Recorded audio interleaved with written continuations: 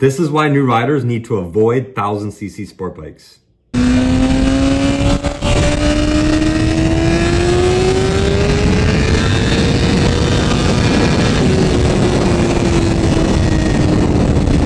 So, as you just saw, that was first gear, everyone, 97 miles per hour.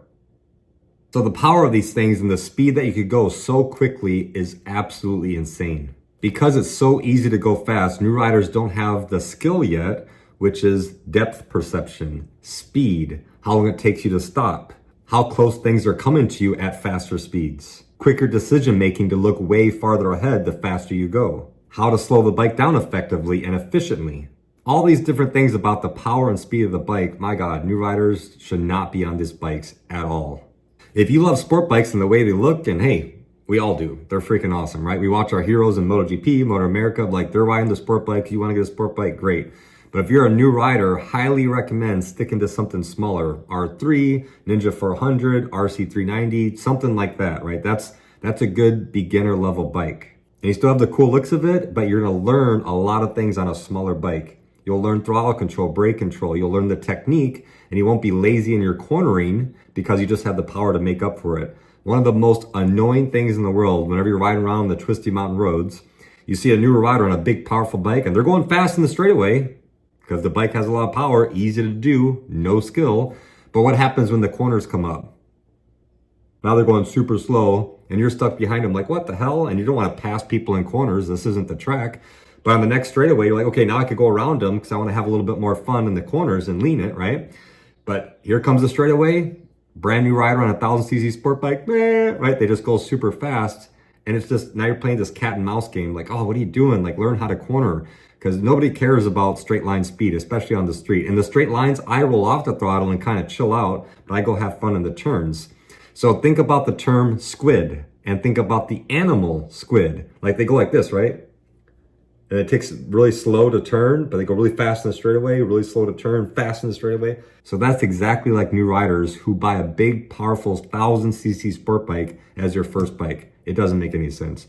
There's a reason why there's different classes in racing. Everybody starts off on something small and slowly works their way up to more and more power. There's a lot of things to learn and build the foundation of your skill and your technique and your judgment and your timing and your vision before you get on a bike that's way too powerful. Plus, just the position you're going to be on the bike, it's more forward, it's more aggressive. It's going to be hindering your learning ability as a new rider. Highly recommend getting something like a R3 or Ninja 400, or maybe even something upright for your first bike. Take a bunch of courses, do a bunch of track days on a smaller bike first to build the foundation. Then, and only then, if you want to move up to something more powerful, at least you're not relying on luck or hope to get you through that bigger, powerful bike with the speed capability that it has. Not to mention the cost of these things and the insurance and everything else, it's not a good idea. So if you're a new rider and your favorite bike is an R1 or a BMW S1000RR, that's awesome. I'm glad it's your favorite bike.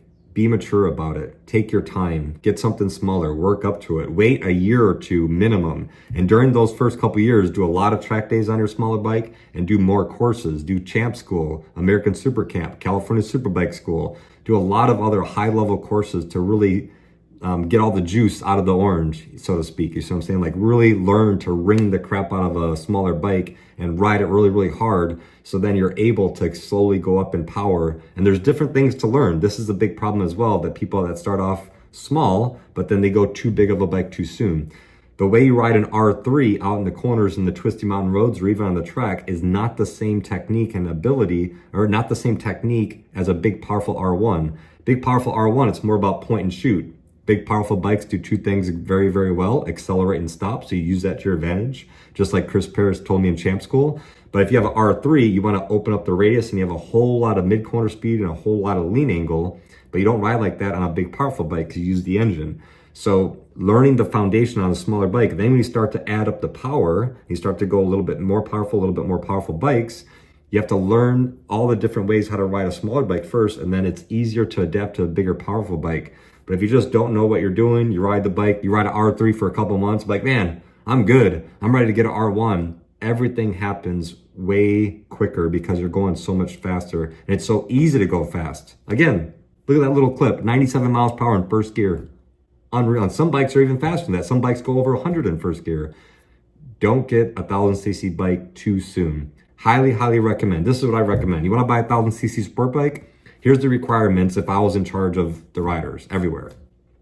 Before you buy a 1000cc sport bike, you have to take 5 different higher level courses above and beyond the basic course just to get your license. So that's step 1. You have to take 5 additional courses. You have to do 5 track days minimum on your bike, whatever you have, on your R3, Ninja 400, KTM 390 Duke, whatever you have, 5 track days on the smaller bike and 5 additional higher level courses before you even think about buying a 1000cc sport bike. If people did that, the amount of crashes on big, powerful sport bikes in the corners, especially around here, almost every weekend somebody crashes because they don't have the technique, they don't have the discipline, they don't have the maturity, they don't have the understanding, they don't have the throttle control, they don't have the timing, they don't have the judgment. All these things because they rush to get too powerful bike. And why do they rush to get a powerful bike?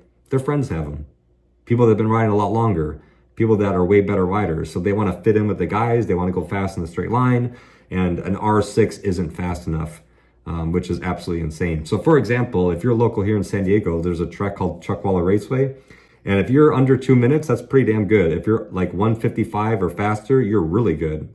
My buddy on a stock R6 did a 151 lap time at Chuckwalla. And you're telling me that they're not fast enough? That is insanely fast. That's like, it's amazing. It's amazing. So don't make up all these stupid excuses that the bikes are not fast enough and they're slow and 600cc sport bike isn't good enough. So let's say you have an R3 and then you want to switch brands up. You get a Kawasaki ZX6R, awesome, a lot of power, and then repeat. So if you go from a Ninja 400, then you have a Ninja ZX6R, everything starts over on the new bike. 5 track days, 5 different courses, or repeat the same 5 high level courses that you just did. Do Champ School now on a bigger bike. Do American Super Camp now. Do California Superbike School. Like, do more courses. Then once you get the 5 and 5 on the medium-sized bike, if that's good enough, and just keep on learning how to ride and keep on investing in yourself, no problem. But if you want a little bit more power and everything like that, at least you're building the foundation. That's the whole point of this video. Build the foundation first. Build the foundation. Did I mention that yet? Build the foundation of technique, judgment, skill, timing, everything before you jump straight to the top dog, to the 1000cc sport bike. I'm telling you, too many people do this, and I'm riding behind them, I'm watching them, I'm like, oh my gosh, you'd be so much better if you had a smaller, lighter bike where the throttle's more forgiving, it's less weight, you're less afraid to like do anything with it because it's so big and powerful and it's so expensive, you don't want to drop it. It's going to limit your learning. If you just had a smaller bike for a little bit while longer and took more courses and track days, you would be so much better off. So trust me, my very first bike was a CBR 1000 RR. I made the mistake and it hindered my learning. So people are like, well, you started on a 1000cc sport bike. Well, so can I. But they forgot to mention this. Within the first year of me riding, I took 2 or 3 track days and went like 8 different courses and put on 50,000 miles. Some people don't do that in their damn lifetime. So you can't use me as an example. I'm like an outlier. And the outlier, the exception doesn't make the rule. Most people who buy a 1000cc sport bike, they need to be taking, if you have the money to do that, invest first in yourself. Even me, when I had my little 300cc track bike, I went up to a MT-07, a bump up, and after having that for a little bit, then I bumped up again. And when I had the MT-07, I went back to do 2 more track days. I went back to Champ School for the 3rd time. So me, I'm doing it as well. I'm not just saying this stuff because then I'm hypocritical if I don't take my own advice. So slowly, you get a different bike, everything starts over from 0. It resets everything. Now more track days, more courses on this bike. Learn how to ride the crap out of the bike with the bump of power. Then once you get good enough and you practice and you do everything else good, then if you just want to slowly go up, it's just a continuation. It never ends. Your cornering technique doesn't end. You don't all of a sudden got it perfectly and then you're good. You can always get better. You can always be more relaxed. You can always challenge yourself. You can always do more track days. You can always do more courses. For example, I signed up myself for California Superbike School at the end of the year just because I want to get more training. I want to get better. And the bikes that are provided are the BMW S1000 RRs. And I just bought myself a BMW S1000 RR. So I'm like, oh, no better place for me to learn and ride and the settings and feedback and everything else on everybody that's on the exact same bike. So it's going to be awesome. But please, if you're a newer rider, I know the temptation is there. I know you want to, it's a big, powerful bike. It's fast, it's fun, but you will do your future self a favor if you just hold off a little while. Upgrade the software before you think about upgrading the hardware. So check out this quick clip. This is me on my previous track bike. It's a Honda CBR 300R, completely stock engine and everything. It just had race fairings on it or whatever else. But I was at the track at Chuckwaller Raceway, and there's a whole bunch of 1,000cc bikes. I'm like going around the outside of them in the corners. In the straightaway, they passed me, but cornering is what matters, right? So check out this clip. It's a lot of fun. And then just hit subscribe right before you watch the clip. Turn on notifications. Look in the description for my app, my books, my affiliate links, my gear, everything I own. BT Moto Flash, everything is in the description below. So almost at a half million subscribers, so that's pretty exciting. And then the first half, I guess, is the hardest half to do, and then the next half up to 1 million. Then I'll get the gold blacker, right? That'd be pretty cool. But check out this little clip of me on my little 300 going around 1,000cc bikes. It's pretty awesome. This was the most fun I've ever had on the track, by the way, is during this one.